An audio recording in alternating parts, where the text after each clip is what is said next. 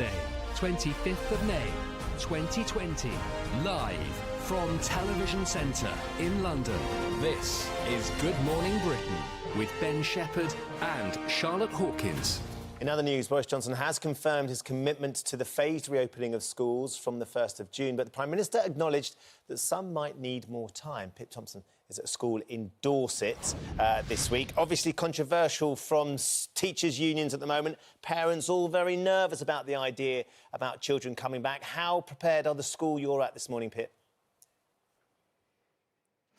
They are working very, very hard, Ben, and commendably, they've actually been open since the end of February. Children of key workers have been coming here, and indeed, they will be opening today, Bank Holiday Monday, before receptions and Year 1s start back next Monday, just in 7 days' time. And then, of course, we've got some classes at secondary schools, years 10 and 12, opening on June the 15th. Now, at this school, let me just show you what would normally happen. There'd be 32 children here at Prince of Wales First School. It would be a bit of a free-for-all. We'd have the colouring crayons, the whiteboards, the maths resources, but it is going to look very different. Just 15 children will be in this classroom. Very, very sparse indeed. Gary, you're the head teacher. Every child's going to get one of these, and this is what they've got to work out of. That's right. Every child's going to have their own resource pack. We're taking as many measures as we can to protect each and every child. We're reorganising our classroom, as you can see. We're seeking to implement social distancing where possible. That's very difficult with very young children.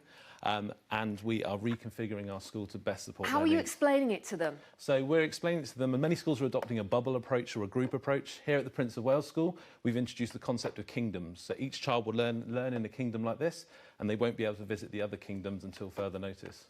OK, well, you've got so much work to do today. Just very quickly, how do you feel about what you've heard in the news today about Dominic Cummings when you're all working so hard and trying to follow the guidelines? Look, it's deeply frustrating when we hear anyone break the guidelines.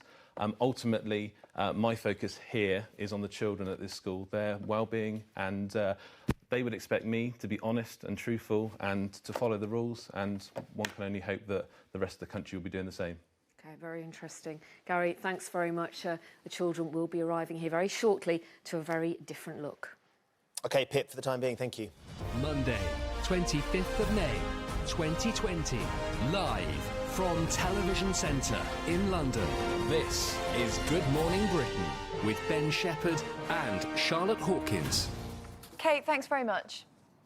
In other news, Boris Johnson has confirmed his commitment to the phased reopening of schools from the 1st of June, but has admitted that some schools will need more time. Pip Thompson is at a school in Dorset for us this morning. Pip, there is still some pushback, isn't there, on these plans?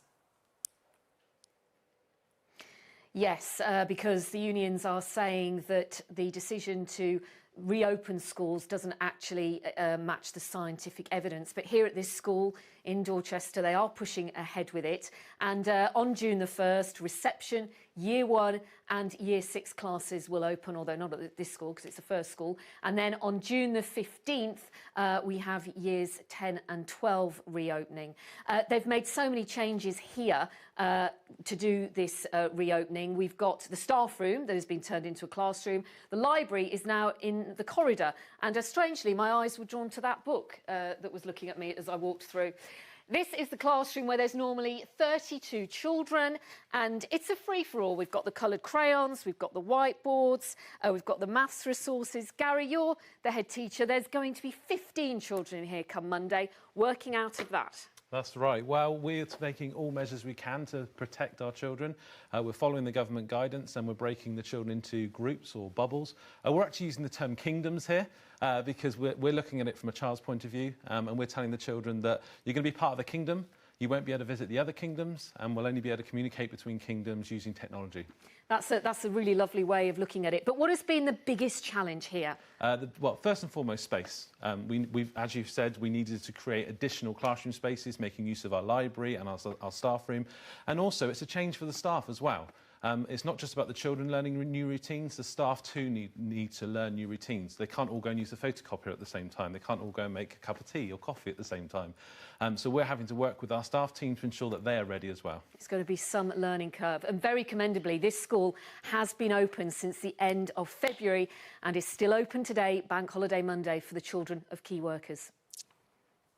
Pip, thank you very much. As have many schools up and down the country, and I think what they've been doing for those key workers and those children that have been able to go is incredible. I think it's a lovely idea as well. Clearly, they've got a great idea about getting the kids on board, the idea of having kingdoms, because you can see the kids coming in and really embracing that. This I know, is my kingdom. because it's going to be difficult. You know, with 5-year-olds, my daughter's going back next week, and I've had to explain to her, you're not going to be necessarily with all your friends. You'll be in a group of 15, and you can't go and see the others, even if you want to. So she said, I'll wave from a distance. But, I mean, it's really hard. When you get them all in a room together, they haven't seen their friends for some 2 months. You know what we're like? It's a nightmare.